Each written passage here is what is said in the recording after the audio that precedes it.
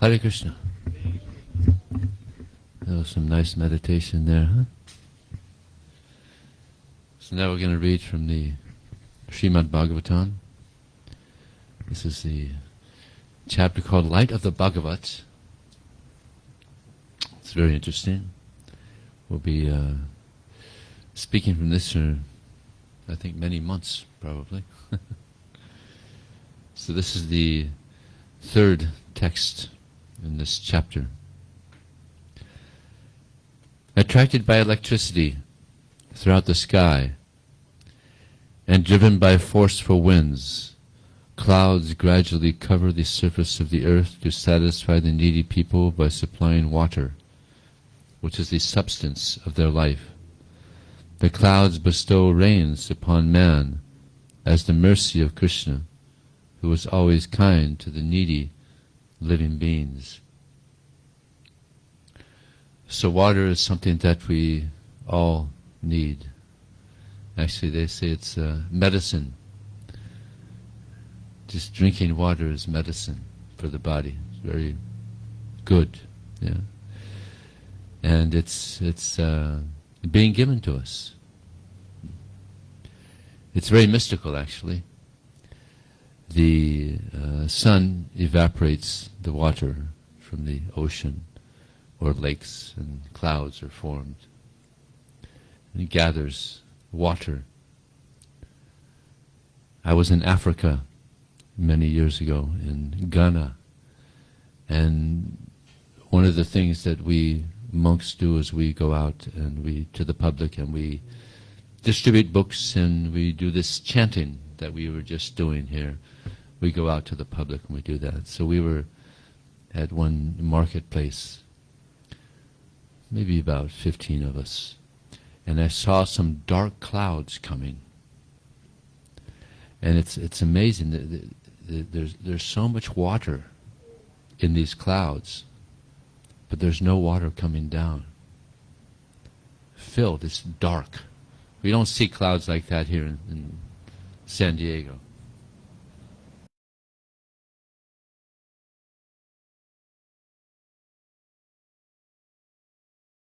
Is Prabhu's, we have to go, it's going to come down. And we got to the vans just in time, and it just poured down. I mean, if you walked 10 feet, you'd be completely drenched. You don't have rain like that here. But it was like that. So the water is and we're talking about tons of water in these clouds, and it's floating in the sky. You know? And then at one point, the water comes down. Yeah. Very mystical, amazing. Just floating, and then it comes down for our benefit.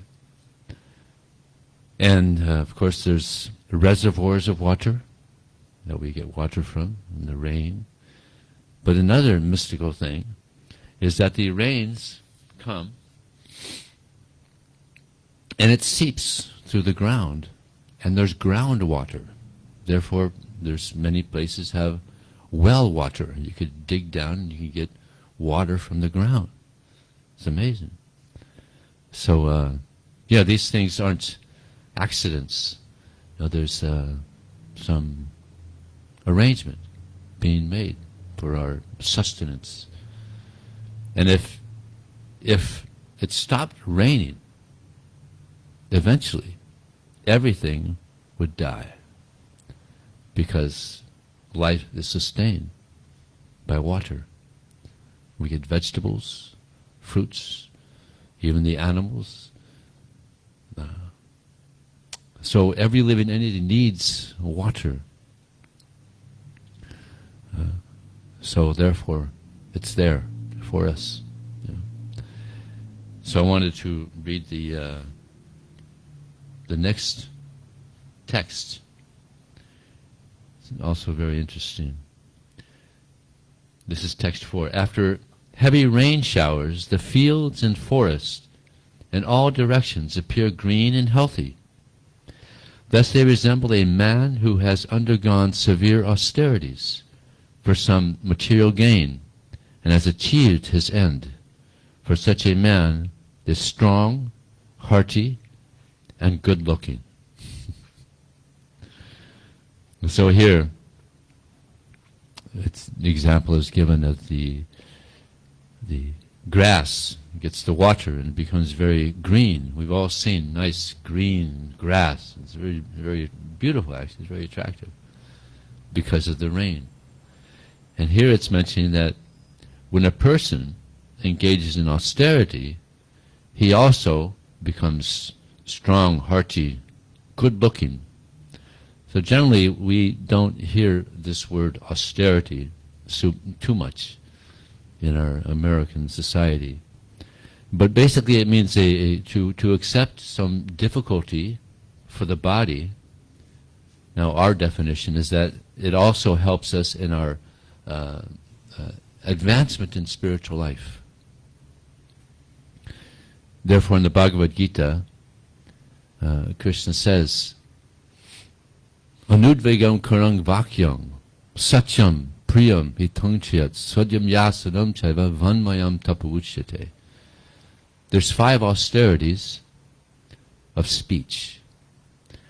And the first one is to speak that which does not agitate others, doesn't disturb others.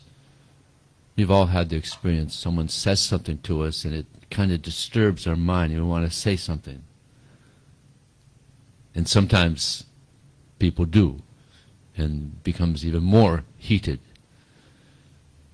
So the best thing is to tolerate. If there's some disturbance in your mind due to something that someone has said to you, better than retaliating, saying something not pleasing, better to tolerate. Tolerance is a wonderful quality that is Krishna explains in the Bhagavad Gita. It's one of the qualities of a saintly person. Tolerance. And Chaitanya Mahaprabhu, who is the latest incarnation of Krishna, he says, Tunadapi sunichena tarorapi sisasnana amanina manidena kirtaniya sadahari. That one should chant the holy names of Krishna in a humble state of mind, thinking oneself lower than the straw in the street, more tolerant than a tree, devoid of all sense of false prestige, and ready to offer all respects to others without desiring respect for oneself. In such a state of mind, one could meditate on Krishna constantly. So it's a very important aspect of advancement. Tolerance. I was in one lecture with a very saintly person, and he was speaking about this. So I asked a question to him, that this example of the tree being tolerant, I have a question about that, a little doubt. Because the tree is tolerant, people come sometimes, they carve their initials on the tree, or it's cold, and they tolerate the cold, or it's hot, and they tolerate. So I asked this saintly person that if the tree could talk, it may protest, it may complain, but it can't talk, so why are you saying that it's tolerant? So he said, interesting answer, he said, therefore, a devotee, a saintly person, is more tolerant than a tree, because although he can protest, he can complain, he doesn't. He tolerates. So tolerance is very important for advancement in spiritual life.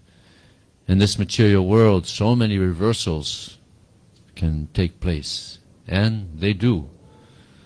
Just like we have this COVID-19. So what can we do? We have to tolerate. And some people don't. It's too much, and people have committed suicide. It's too much. But better tolerate. You know? It's the nature of this world. You know? Reversals will come. So tolerate.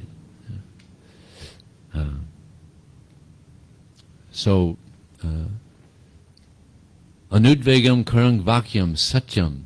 Another austerity of speech is to speak that which is true. There's only one person in all the Vedic literatures that's famous as someone who never told a lie. So that doesn't say much for everybody else. One person is famous for never telling a lie. So everybody lies to some degree. Of course, there's white lies and there's black lies. Right? So, to be honest is an austerity of speech. Anudvegam karang vakyam satyam priyam. To speak that which is pleasing. To speak that which is pleasing is an austerity of speech. You know, to speak that which is kind. To be kind to others. To be always kind to others. It's an austerity of the speech. And if our speech is kind, then our actions also become kind. And therefore there's random acts of kindness. We've all heard of this. Yeah? There's actually a movement, random acts of kindness. Yeah? So it's very healthy spiritually for us to be kind in our speech, in our actions. And this helps us to advance spiritually. Anudvegam karang vakyam satyam priyam hitanchet. And to speak that which is beneficial.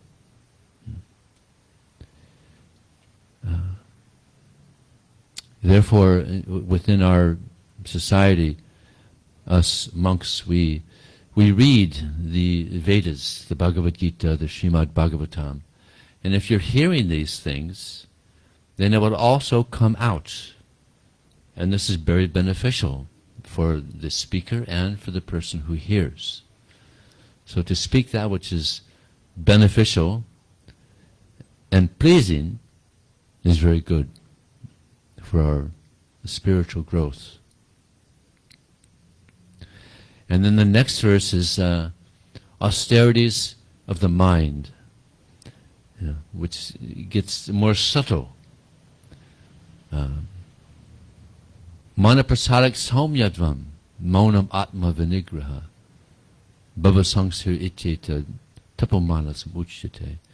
The first austerity of the mind is, again, to be honest. That's the austerity of the speech and of the mind. But now it's more subtle. We have to be honest with ourselves. Sometimes we have this air about ourselves that we're like a blessing to the world, that we're very important, that we're very valuable. But actually, we're not the body, nor are we the mind. We're the soul within. And the soul is very small. It's described that the soul is 1/10,000 the size of a tip of a hair. Small, right? Very small. But we have these bodies, and we think, sometimes, quite often, that we are these bodies. But that's not reality. So to be honest means to understand, I'm very small. We're all small. The soul is very small. And the Supreme Being, Krishna, He's very great. And the position or the desire of the soul is to connect with that Supreme. And this is the happiness of the soul, to serve the Supreme. Service is going on everywhere, just like we had this presidential election not long ago. And there was many candidates that were trying to be president. And basically all of them were saying, I'll be the best servant to this country, vote for me. Right? So service is there, it's inherent in the soul. So to serve the Supreme Being, Krishna is the most pleasing function of the soul, or desire of the soul. So, Manaprasadak Somyatva, Maunam, to be grave. Maunam also means silent. To not speak things which are not beneficial, not pleasing to others or beneficial for ourselves. So gravity is also an important quality of someone who wants to advance spiritually. Atma Vinigraha means one has to control the mind. This is another austerity of the mind, is to control it. You're all here, so you've all had experience of meditating. Even you've had that experience tonight. And we've all noticed that the mind, it goes all over the place. So there's a statement by Krishna in the Bhagavad Gita that from wherever the mind wanders, due to its flickering and unsteady nature, one must bring it back under the control of the self. Bring it back. It'll wander. This is the nature of the soul. The nature of the mind. But constant practice makes perfect. Practice makes perfect. So you keep practicing, and you get better and better and better at controlling the mind. It's not an easy thing. It's a big challenge, actually. And then the last one, Bhava Sansit Ichetad, to have a pure mind. This is the most difficult, to have a pure mind. Because in this world, this is called Kali Yuga. There's many ages. So this is called Kali Yuga, the most degraded age. And in this age, therefore, people's minds are very polluted, dirty minds. But the mind can be cleansed. Just like this chanting of Hare Krishna that we were just doing. This is a very powerful way to purify the mind. It's even stated in the Vedas, Iti Satakasam Nama Kali Kalnasanasanam Nata Paratopai Sarva Vedesha Drishyate. That if one looks throughout the Vedas, there's so many Vedic literatures, actually thousands. If one looks throughout all these Vedic literatures, one will not find a process so sublime, so wonderful as this chanting of Hare Krishna. And simply by this chanting of the Hare Krishna mantra, one can become completely free of all contamination in the soul and in the mind, and one can become pure. So this is the power of this meditation. And therefore, throughout the world, there's millions of people who do this meditation every day. Many of you have heard of George Harrison. Some of you haven't, maybe, the younger crowd. But he was a Hare Krishna devotee. And he wrote a song, My Sweet Lord. And this song became one of the most played songs on the radio. And many people said that this song saved their life. It's so beautiful.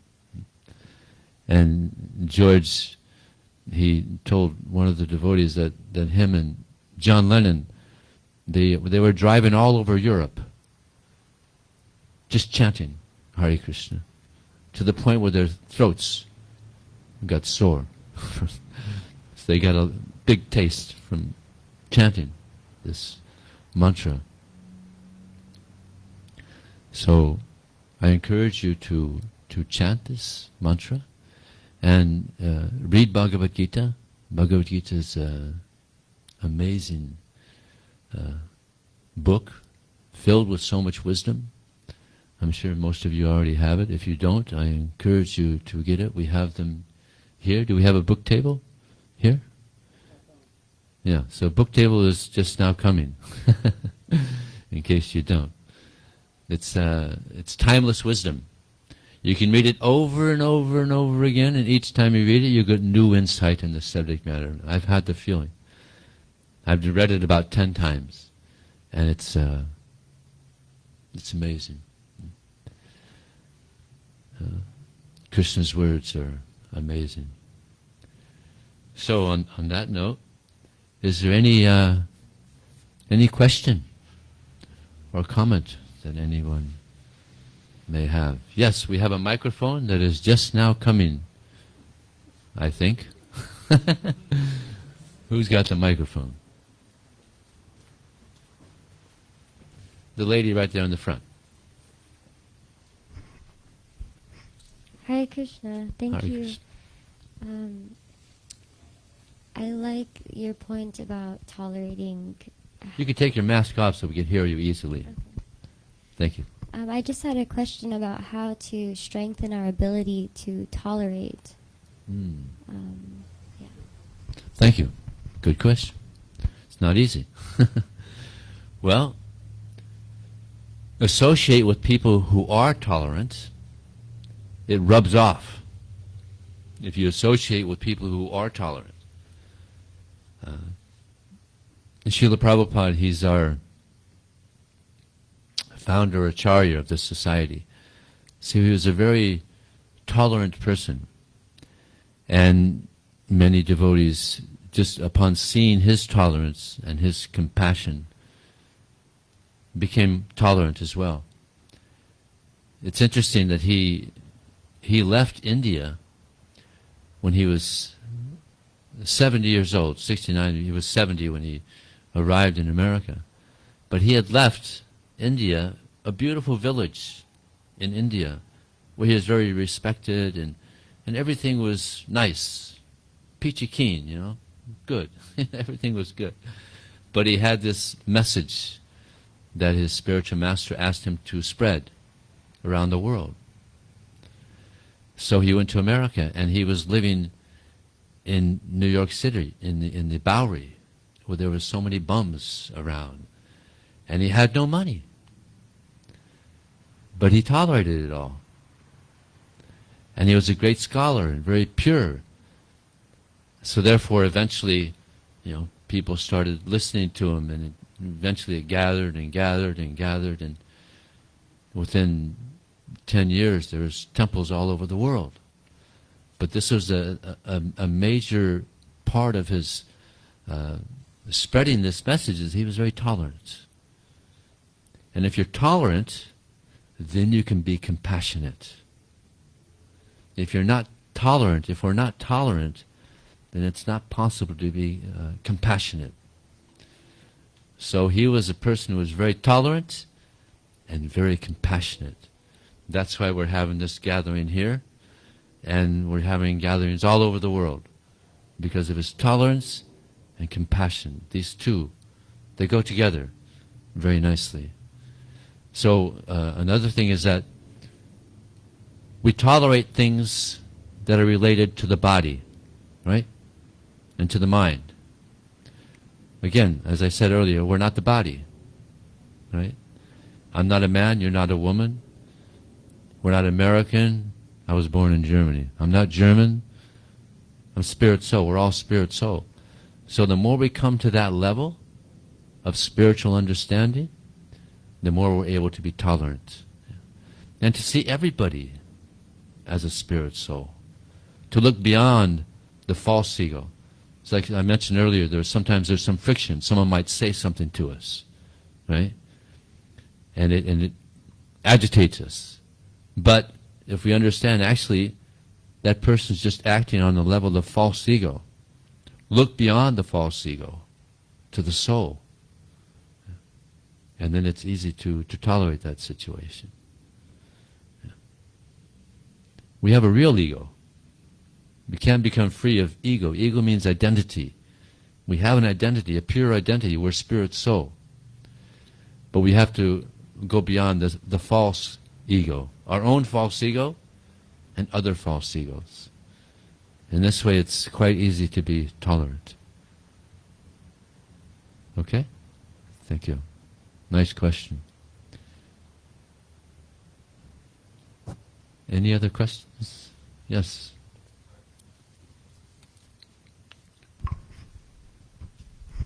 Hare Krishna, Prabhu.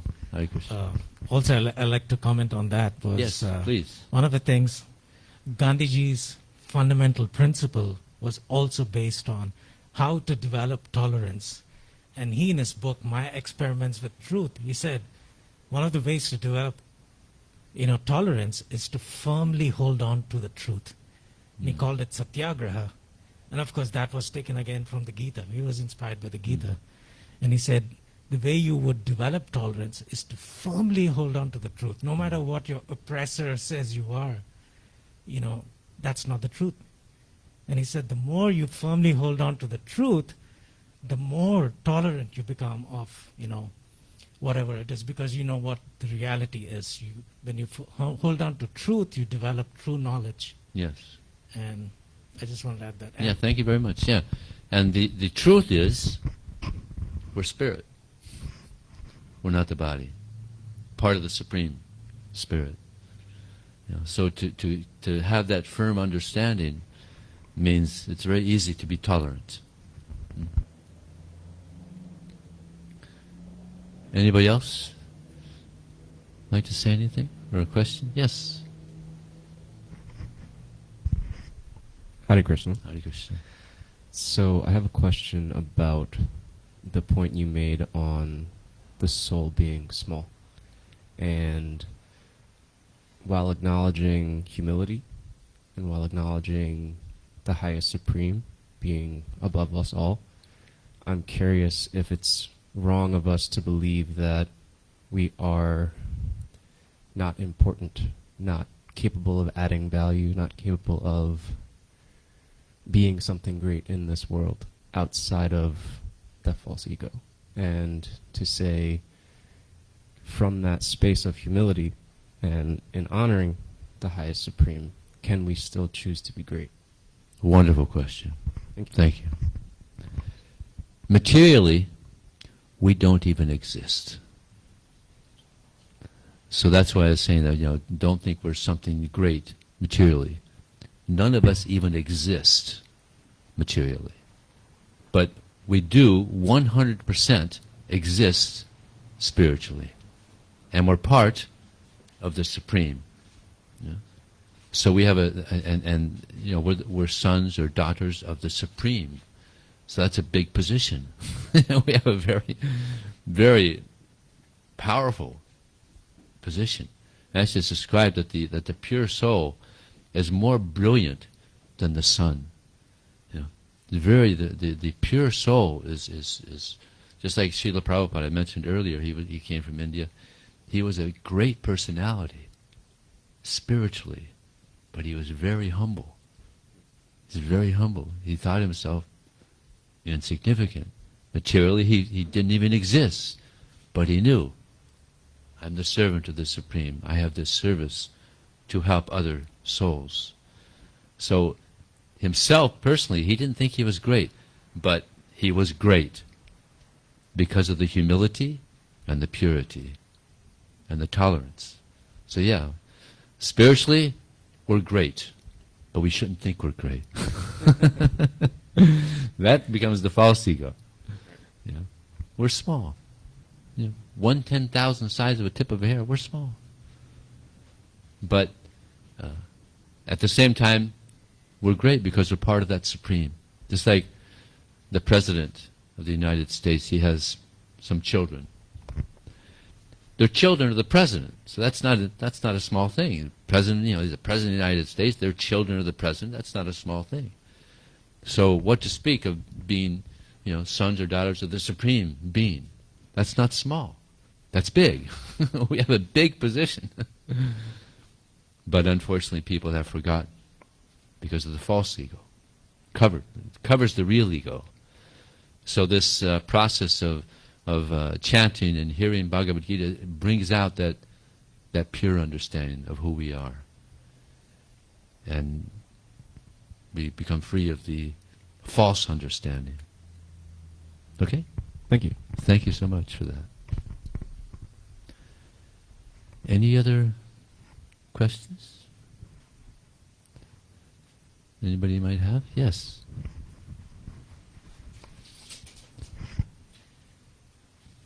So you were saying that we have to be tolerant like a tree, and I understand that, but then it's like you're saying if there's an oppressor, we shouldn't expect respect from them. Like, there was something you said about like not demanding like respect, and I kind of disagree with that. Say the question again. You said something about being so tolerant that like you don't demand mutual respect from something. Yeah, we don't demand respect. Actually, when someone becomes very advanced, respect is commanded. It's automatic because of the greatness. It's like Srila Prabhupada, again, our guru. He was so exalted, he never demanded, but by his purity, he commanded respect. Just by his purity, just by his presence, he was so much respected. Now you had another part of the question. So something about like oppressors and like the where kind of water too, where it's like I think the oppressors should respect like the government, for example, should respect like indigenous people's rights to water, or I don't know, just like the whole Black Lives Matter thing. Like how are we gonna be like, okay, like it's okay if like the oppressor doesn't respect us? Like I think we have to demand respect. And I see what you're saying. so that, I don't know, maybe you can rephrase it so I don't feel like that way. Well, sometimes people are exploited and abused. So yeah, you have to stand up and fight for our rights. So yeah, I understand what you're saying. It's unfortunately people are misused and abused because of this color of their skin. But yeah, therefore there's chaos in America in this point. But yeah, we're all spirit soul. If the government or people in general understood that we're spirit soul, we're not black or white or Indian, or we're all spirit soul, then that mutual respect would be there. But because that's not there, that understanding is not there, therefore people are exploited and abused. Black Lives Matter, they go through so much. So we should just be like a tree and get abused and like cut down? No, I'll give you an example. Now, we're not against violence, actually. For instance, let's say I'm walking down the street with my grandmother, and some guy comes and starts, beating on her and trying to grab her purse. I'm not just going to say, well, shanti, shanti, peace, peace, love, love. No, I'm going to beat the guy. So we're not against violence. Violence is sometimes necessary. Actually, in the Bhagavad Gita, Prabhupada says that violence is sometimes necessary when good arguments fail. And the Bhagavad Gita, it was spoken before a war. And Krishna was trying to convince Arjuna to fight, because there was some evil leaders at that time who were trying to kill the most saintly persons on the planet, practically, the Pandavas. So Krishna, that's the whole Bhagavad Gita, convincing them you have to fight, you have to do your duty to bring about good in society, to stop the evil. So yeah, we're not against violence. If there's some wrongdoing, we're not tolerant. We're not tolerant. Or if someone attacks a friend, devotee of mine, then I'll use violence. We won't tolerate this. Tolerance is sometimes necessary. Most of the time we should be tolerant. But sometimes No, we throw the tolerance out the window. Thank you for bringing that up, clarifying that. Maybe one more? If not, we're going to have some spiritual food here for you.